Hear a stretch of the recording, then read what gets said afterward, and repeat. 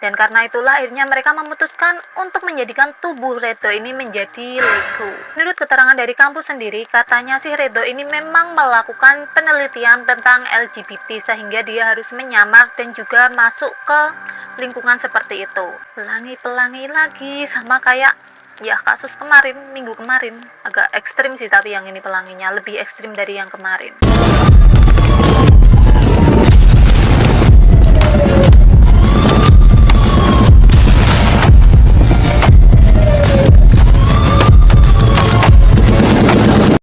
Hai, Assalamualaikum warahmatullahi wabarakatuh. Nama aku Lisa dan selamat datang di channel aku.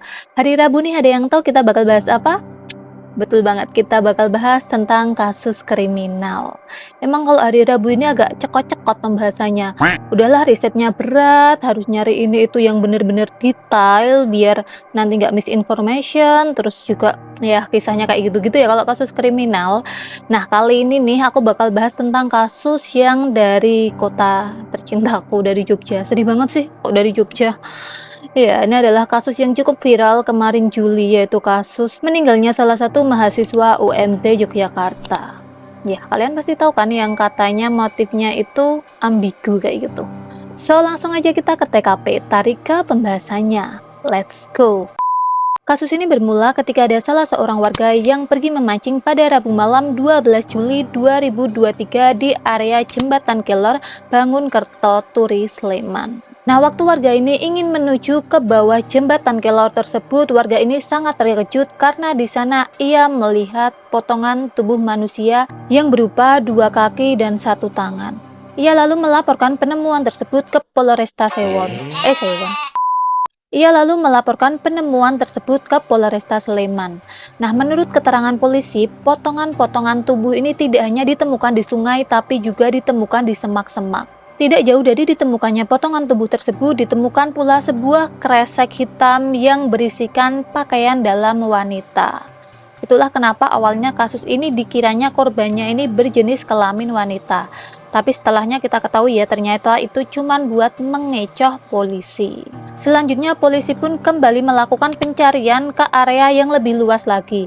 Lalu ditemukanlah bagian tubuh yang lainnya yaitu berupa daging dan juga bagian kepala yang ditemukan agak jauh dari area penemuan tubuh yang pertama. Jadi bagian kepala ini ditemukan di Merdikorejo, Tempel, Sleman. Kalau dari Turi ini sekitar ya lumayan 5-10 menitan naik motor. Jadi udah agak jauhan kayak gitu ya, seakan-akan ini emang diselebar apa sih? Ditempatinya tuh di tempat-tempat yang berbeda kayak gitu, di jemplah-jemplah kayak gitu. Lalu kemudian potongan-potongan tubuh tersebut dibawa ke RS Bayangkara Polda DIY guna diidentifikasi. Nah, hasil terakhir pada saat itu ya, pada saat itu bukan sekarang. Pada saat itu diketahui bahwa hasilnya ini diduga korbannya ini laki-laki bukan perempuan. Akhirnya setelah diperiksa lebih jauh ditemukan identitas korban ini ternyata mahasiswa Universitas Muhammadiyah Yogyakarta atau UMZ yaitu Redo Tri Agustian yang berasal dari Pangkal Pinang. Redo sendiri sempat dilaporkan hilang pada tanggal 11 Juli 2023 atau sehari sebelum potongan tubuh ini ditemukan. Jadi Redo ini dilaporkan hilang di Polsek Kasihan pada hari Selasa, lalu potongan tubuh ini ditemukan pada hari Rabunya, jadi selisih 1 hari. Nah, karena penemuan inilah akhirnya Polda DIY ini bekerja sama dengan Polsek Kasihan untuk mencocokkan ciri-ciri dari orang yang hilang tadi dengan ciri-ciri potongan-potongan yang ditemukan. Akhirnya dari situlah ternyata match ini, ternyata orangnya sama, orang yang hilang dengan orang yang memiliki potongan tubuh tersebut itu sama. Jadi waktu itu bisa dipastikan bahwa oh ini tuh orang yang dilaporin hilang kayak gitu. Nah, tidak beberapa lama setelah ditemukannya potongan-potongan tubuh ini ditemukan pula atau terungkap siapa pelakunya. Pelakunya adalah 2 orang dewasa. Yang pertama itu namanya Waliin 29 tahun asal Magelang dan juga Ridwan ini orang Jakarta berumur 38 tahun. Mereka ditangkap di Bogor pada hari Sabtu tanpa perlawanan. Jadi sekitar Rabu, Kamis, Jumat, Sabtu 3 hari setelah ditemukannya potongan tubuh ini udah ketangkep ya pelakunya. Terus motifnya apa kok bisa sekeji itu sih, Lis? Nah, kalau kalian ingat ya pada saat itu kan dikatakan bahwa motifnya ini ada aktivitas tidak wajar. Tapi aktivitas tidak wajar apa sih kok sampai segininya? Oke, kita bahas dulu gimana mereka ini bisa saling kenal ya. Jadi ketiganya ini berkenalan di sebuah komunitas atau semacam grup gitu di Facebook. Nah, kejadian ini bermula ketika Waliin ini mengundang RD atau Ridwan untuk datang ke Jogja.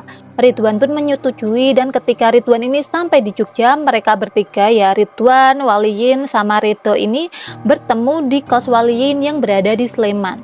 Jadi meskipun Waliin ini berasal dari Magelang, tapi dia ini ngekos di Sleman. Nah, disinilah mereka melakukan aktivitas menyimpang atau tidak wajar.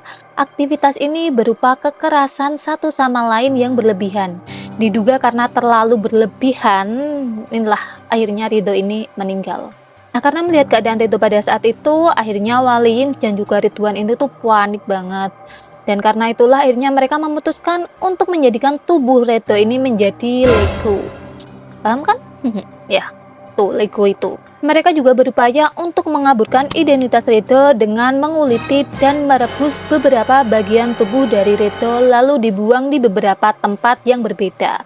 Jadi seperti yang aku bilang tadi ya, ini tuh bagian tubuhnya ditemukan di lokasi-lokasi yang berbeda ya, karena emang mereka sengaja di awur-awurin kayak gitu. Jadi dibuangnya tuh di tempat-tempat yang berbeda biar nggak gampang ditemukan, biar ya buat mengecoh polisi tadi. Nah, ketika ditangkap diketahui ternyata Ridwan dan juga Waliin ini adalah dua pasangan sesama jenis. Pelangi-pelangi lagi, sama kayak ya kasus kemarin, minggu kemarin. Agak ekstrim sih, tapi yang ini pelanginya lebih ekstrim dari yang kemarin. Menurut keterangan dari kampus sendiri, katanya sih Ridho ini memang melakukan penelitian tentang LGBT sehingga dia harus menyamar dan juga masuk ke lingkungan seperti itu. Nah, buat kalian nih yang bilang, loh Ridho ini kan baru semester 4 Lis, kenapa kok dia udah melakukan penelitian kayak gini? Aku kurang tahu sih, cuman katanya yang pada kuliah sekarang ini tuh ada kayak penelitian emang dari semester 2 sama semester 4. Nah, aku juga sempat tanya ke temanku yang kuliah di UMJ. UMJ itu mulai penelitian tuh semester berapa? Katanya dia sih memang sekitar semester 5 sampai semester 7 kayak gitu. Tapi katanya juga ada kayak apa ya, penelitian yang bukan dari kampus. Jadi kayak dari Dikti itu ngadain penelitian buat apa, atau dari luar kayak gitu.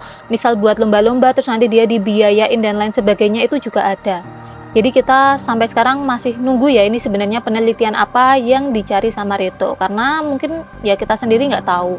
Cuman buat kalian yang maba-maba ini, kalau misalnya kalian tahu, kalian bisa komen di bawah. Kalau emang sekarang tuh mungkin semester 2 sampai 4 udah penelitian kayak gini, kalian bisa komen di bawah. Dan aku mau nambahin, aku baru dapat informasi ini bahwa ternyata Ridho ini memang merupakan mahasiswa penerima beasiswa dana hibah penelitian mahasiswa dari Direktorat Jenderal Pendidikan Tinggi Kemendikbudristek tahun ini. Jadi Ridho ini memang harus masuk karena tema penelitiannya ini tentang LGBT. Makanya itu dia sampai ya kayak gitu. Mungkin pihak kampus ini bisa lebih gimana ya, ngawasin atau lebih berhati-hati, lebih ngasih batasan kayak gitulah biar tidak terjadi hal-hal seperti ini lagi. Maksudnya ya masih penelitian dalam batas yang wajar atau batas aman kayak gitu. Nah, para pelaku juga mendapatkan pemeriksaan psikologis dari para ahli mengenai apa yang mereka lakukan dan juga mengenai grup mereka dengan korban. Jadi ya nggak cuman perilaku mereka yang menyimpang, tapi ya sekalian dikorek ya lah mengenai tadi grup-grupnya itu. Di saat bersamaan, pemeriksaan digital forensik pada telepon genggam dari para pelaku juga terus didalami oleh pihak kepolisian. Menurut keterangan dari Wakil Direktur Reserse Kriminal Umum Polda DIY yaitu AKBP Tri Panungko, kedua pelaku dapat dijerat dengan pasal 340 subs pasal 338 KUHP Junto pasal 170 ayat 2 ketiga, lalu Junto pasal 351 ayat 3, Junto pasal 55 ayat 1 KUHP dengan ancaman hukuman mati. Nah, buat kalian yang tanya, emang bener ya Lis ada komunitas kayak gitu di Jogja? Oke, ini dari aku sendiri ya, dari aku pribadi. Kalau menurut aku ya di mana-mana mesti ada sih, cuman nggak tahu kalau komunitasnya, kalau orangnya tuh di mana-mana mungkin mesti ada. Selain itu di Jogja kan banyak orang dari mana-mana masuk Jogja ya, dan terus terang emang banyak di sini tuh banyak banget, karena aku sendiri kenal sama orang yang ya gitu, cuman ya sebatas kenal aja, sebatas tahu kayak gitu. Dan emang biasanya mereka berkelompok, tapi kalau untuk komunitasnya aku kurang tahu emang beneran ada atau enggak, tapi ya mungkin bisa jadi ada, mungkin di Jogja ada, di kota-kota lain juga ada, kan kita kurang tahu juga kan ya, karena ya kita kan tidak mendalami, tidak terlalu tahu mengenai hal tersebut. Jadi ya itu sih dari aku. Cuman kalau kalian yang tahu, kalian bisa komen di bawah, "Oh Lis, emang ada kok Lis, gini juga nggak apa-apa." Tapi kalau aku sendiri aku nggak tahu, tapi kalau orang-orangnya itu emang banyak. Dan ya itu tadi kasus hari ini. Gimana pendapat kalian tentang kasus ini? Gimana menurut kalian, apakah emang korban ini melakukan penelitian atau kalian punya pendapat lain? Tapi kalau menurut aku ya, karena emang korbannya kan udah nggak ada, jadi sebisa mungkin kita husnudzon lah, kita berpikiran positif, jangan orang yang udah meninggal kita pikiran yang aneh-aneh kayak gitu, jangan. Jadi ya udah kita doain aja semoga Dedo Tri Agustian ditempatkan di tempat yang terbaik di sisinya dan juga para pelaku mendapatkan hukuman yang setimpal. Ini kalau menurut aku termasuk kasus yang bener-bener keji banget loh ini. Kayak gitu, aku nggak ngerti lagi kok bisa manusia kayak gitu. Kok ini tuh hitungannya kayak hal yang pertama kali mereka lakukan kan, tapi kok bisa ekstrim itu. Jadi sekali lagi aku bilang ya, manusia itu terkadang lebih mengerikan daripada hantu. So kadang kita harus lebih berhati-hati dengan manusia daripada makhluk gaib. Dan ya mungkin segitu dulu dari aku, kurang lebihnya aku mohon maaf. Terima kasih udah nonton video ini sampai selesai. Buat kalian yang belum subscribe, silahkan di subscribe. Buat kalian yang punya saran-saran selanjutnya aku bahas apa, kalian juga bisa tulis di kolom komentar di bawah. So thank you terima kasih udah nonton video ini sampai selesai. See you at the next video. Assalamualaikum, bye. Sampai jumpa di hari Jumat. Bye.